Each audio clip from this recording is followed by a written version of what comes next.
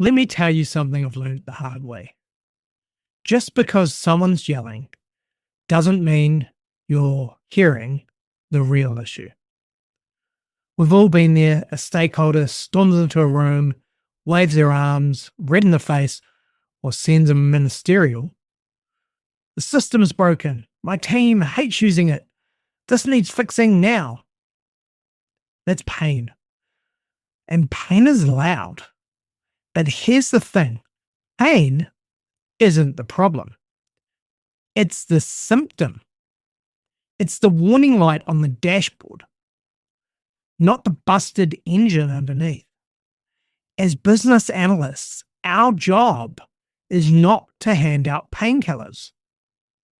We are not a pharmaceutical company. It is to diagnose the condition. We're doctors.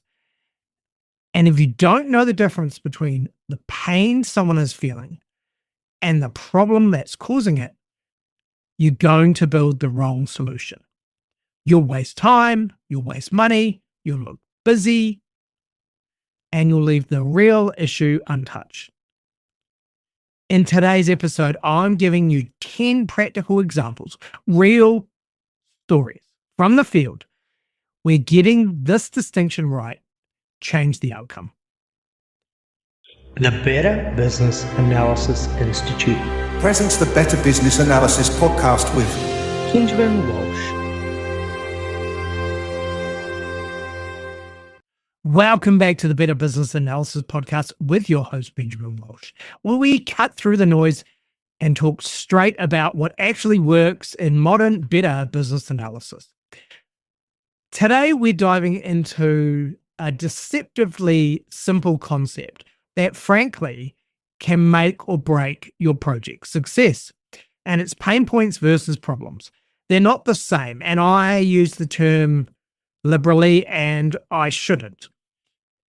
If you're treating them the same, which I don't, you might be solving the wrong thing. So today I'm going to walk you through 10 examples about pain points and problems and the differences here. So you can spot the difference, okay, and you'll know what to do about it. So number one, pain hurts, problems cost. So pain point equals emotion, whereas problem equals structure. And if you're just talking about pain points, people get very emotive about it, but they never really get to the structured problem. And we have talked about problem statements. We'll get there again today. They're so important. This sparked from this episode was sparked from a conversation I had this week with a colleague. Imagine a customer saying, I hate this app. It's clunky and confusing. That's a pain point. It's not a problem. But the problem might be that the navigation structure was never really usability tested or isn't very good. The BA lesson here is always to separate the emotional response from the root cause. Okay, it's the top of the iceberg is the pain point. Let's take an example here, broken form. It takes too long to fill out the form. So the business analyst removes a bunch of fields, making it shorter. I had something similar about a dashboard. There's too many options. So we'll just remove fields.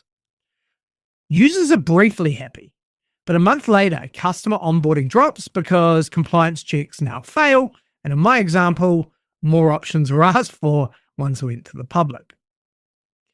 The pain point was time. Too many fields to fill in takes time. The problem was a lack of auto-generated or integrated field options with existing systems, which already had some of that information. So don't amputate when a splint would do. Okay, so that example being, don't start chopping things off where you might just need to put some reinforcements behind what you're doing. The 5 whys will save you. I talk about this often. Pain is what you're told. Problem is what you find after elicitation. After 5 layers of why. I'm sick of all these emails. Why? They're asking for updates. Why? Because no one knows the project status. Why? Because we're not updating the dashboard. Why? Because no one owns it. The problem is there's no clear RASCI for project reporting, not that they're getting all these emails asking for project updates. Keep asking. You're not annoying. You're being effective, okay? And you need to probably let people know you are using the 5 whys so they don't think you're a small child who do the 5 whys very well.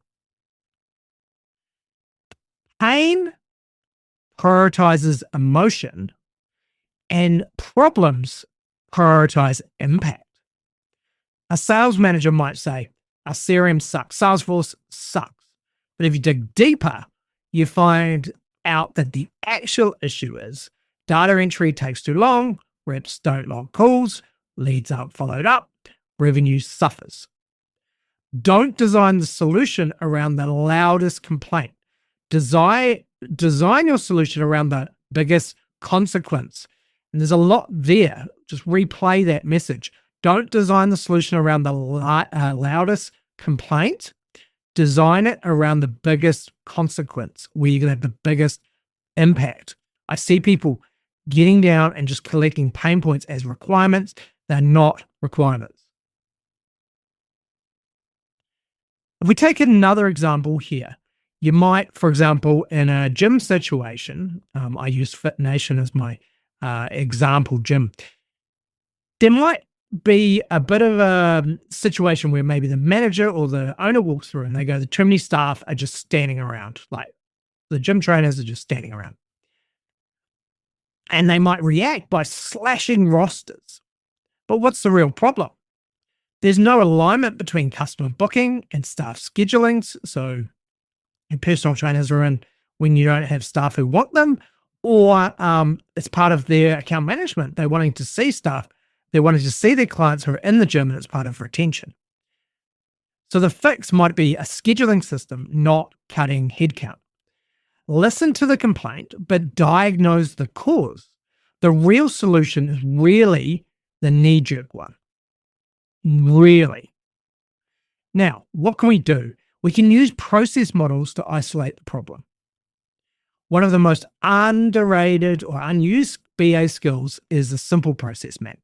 And I saw something posted on LinkedIn today. It got me a little bit heated. I was going to reply around that, process models are going to die.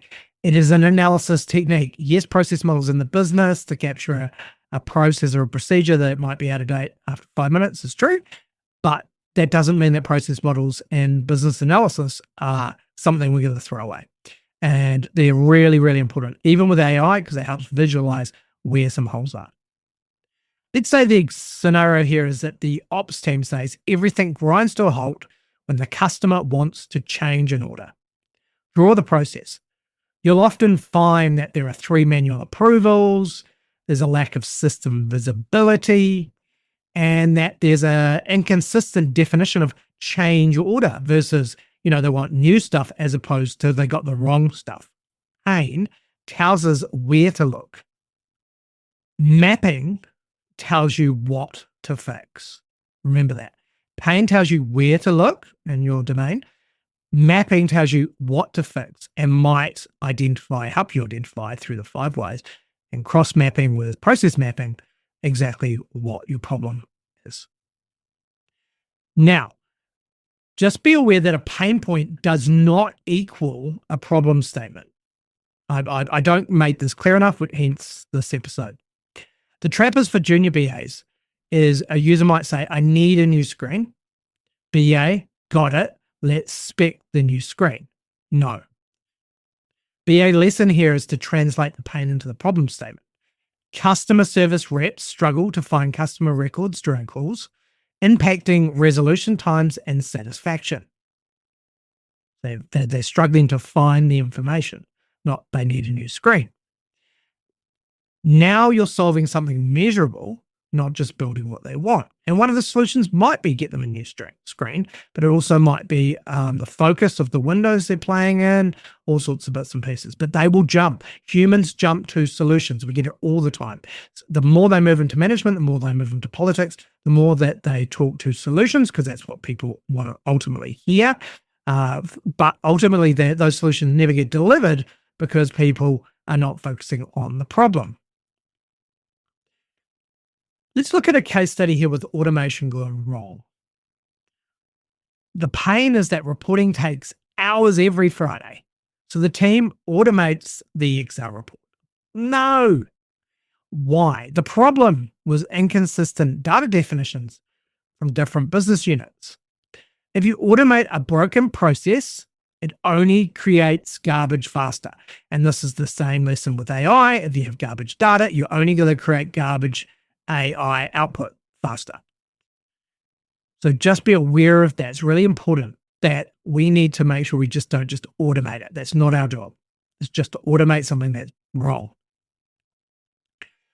Empathy mapping actually uncovers deeper pain. So if you use empathy maps to surface hidden human factors, it's a good thing. So you're not avoiding the painful conversation or the emotion.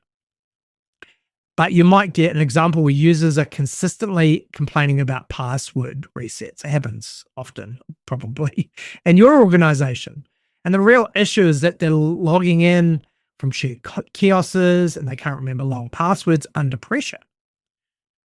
So sometimes the problem is environmental or cultural, not technical. So it's about what they're doing in their environment. So if you use empathy mapping, you might be able to meet them halfway and figure out why they're feeling that way and what needs to change in the environment, not jump to solutions again. It's another way of tackling it. It's a really good idea. And empathy mapping should become part of your toolkit if it isn't already. And number 10, you can actually do this as a practical step, is before jumping to requirements, build a simple table, maybe 3 columns, list the pain point you're hearing. Form is too long, too many emails, hard to use the app. In the middle, after the 5 whys, put in your root cause and your problem. And you might find this by doing a process map. So in the middle column, for form is too long, you might find that manual re-entry across 3 different systems. And then for too many emails, you might find there's no shared task view or unclear ownership. And for hard to use app, it could be that there's poor UX design or inconsistent labels. So they're your first 2 columns. And then list potential solutions. So after you've done those 2 steps, which is why I haven't given you that just yet. So for our pain point, form is too long, and we've heard about the root cause, manual entry. The potential solution could be pre-filled from a CRM and integration. For too many emails, with our no shared view and unclear ownership, it could be a RACI model and a shared board. And for when we had the pain point of hard to use app, which was really because of poor UI design and UX design and inconsistent labels, we could potentially solve that by doing usability testing and making sure it has a design pass or redesign. This keeps stakeholders focused and avoids silver bullet thinking. So you can show them this table and say, this is your pain point. Here's the solution you came up with. But what we need is a root cause or a problem in the middle, because that's what BAs deal with. Pain points are your early warning system. They're important. They're how the business cries out. But problems are your mission. That's what you're here to solve. If you want to be a better business analyst and not a glorified note taker, learn to love the gap between what people say hurts and what's really broken. Go back to your current project. Ask yourself, am I solving the pain or the problem? And if you don't know, it's time to dig deeper. I'll see you next week.